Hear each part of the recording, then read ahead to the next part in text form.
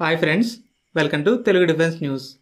ఇక ఫస్ట్ అప్డేట్లోకి వెళ్తే మీడియా రిపోర్ట్స్ని బట్టి Indian air force Bharat dynamics limited Su-30 Tejas jets కోసం 200 అస్త్రా మార్క్ 1 మిసైల్స్ని ప్రొడ్యూస్ చేయడానికి క్లియరెన్స్ ఇచ్చింది. 2022లో డిఫెన్స్ మినిస్ట్రీ అస్త్రా మిసైల్స్ని కొనడానికి BDLతో 2,900 crores కాంట్రాక్ట్ని సైన్ చేసింది. ఎయిర్ ఫోర్స్ డెవలప్మెంట్ అలాగే టెస్టింగ్ కంప్లీట్ అయ్యాక మాస్ ప్రొడక్షన్కి క్లియరెన్స్ ఇచ్చింది. ఈ Astra mark 1 missile aircraft, helicopters, డ్రోన్స్ని షూట్ డౌన్ చేయగలదు. Maximum range 110 kilometres. Pak F-16s carry చేస్తున్న అమ్రామ్ C-5కి సరిసమానం. ప్రజెంట్ ఇజ్రాయేలీ IDER-B-ER ఈ మిసైల్కి పోటీ ఇస్తుండగా సేమ్ రేంజ్ కేపబిలిటీస్తో ఉన్న స్వదేశీ మిసైల్కి కూడా మాస్ ప్రొడక్షన్ క్లియరెన్స్ వచ్చింది. DRDO ఇంకా లాంగ్ రేంజ్తో అస్త్రా మార్క్ 2, అస్త్రా మార్క్ 3 మిసైల్స్ని కూడా డెవలప్ చేస్తుంది. న్యూయార్క్ టైమ్స్ ఇచ్చిన రిపోర్ట్ ప్రకారం రష్యా ఇరాన్కి అడ్వాన్స్డ్ ఎయిర్ డిఫెన్స్ సిస్టమ్స్ అలాగే రెడార్స్ని సప్లై చేయడం మొదలుపెట్టిందని ఇరానియన్ అఫీషియల్స్ చెప్పారు. కొన్ని రిపోర్ట్స్ అయితే రష్యా ఇస్కందర్ మిసైల్ సిస్టమ్స్ అలాగే ఎలక్ట్రానిక్ వార్ఫేర్ సిస్టమ్స్ని కూడా ఇరాన్కి ట్రాన్స్ఫర్ చేస్తుందని క్లెయిమ్ చేస్తున్నాయి. రష్యన్ మిలిటరీ కార్గో ప్లేన్స్ ఇరాన్కి లార్జ్ షిప్మెంట్స్లో వెపన్స్ని ట్రాన్స్పోర్ట్ చేస్తున్నాయని క్లెయిమ్స్ వచ్చిన తర్వాత ఇలాంటి న్యూస్ వచ్చాయి.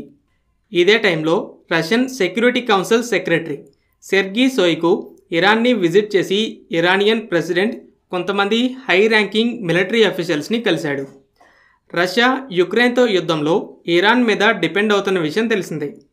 రష్యన్ మిలిటరీ ఇరానియన్ షాహిద్ 136 డ్రోన్స్ని ఎక్కువగా ఉపయోగిస్తుంది. అలాగే ఇరాన్ రష్యాకి బలిస్టిక్ మిసైల్స్ని కూడా సప్లై చేస్తుందని వార్తలు వచ్చాయి.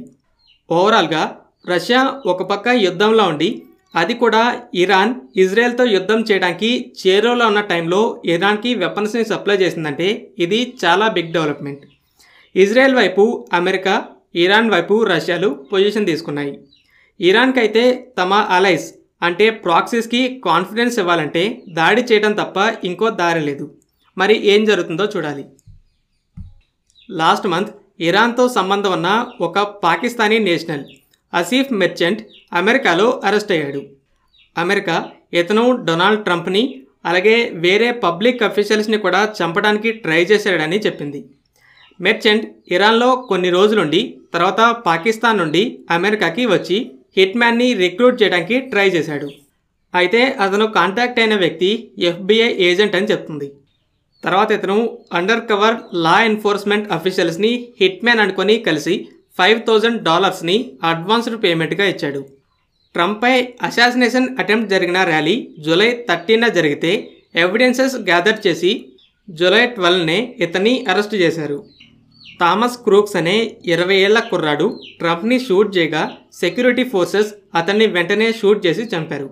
అయితే ఇన్వెస్టిగేషన్లో థామస్ క్రూక్స్కి అరెస్ట్ అయిన ఆసిఫ్ మెర్చెంట్కి మధ్య ఎలాంటి సంబంధం లేదని తెలిసింది. మెర్చెంట్ ఒక హిట్ మ్యాన్ని హైర్ చేసుకోవాలని ట్రై చేశాడు, కానీ అతను కలిసిన వ్యక్తి FBI ఏజెంట్ అయ్యాడు. సో అతని ప్లాన్ ఫెయిల్ అయింది.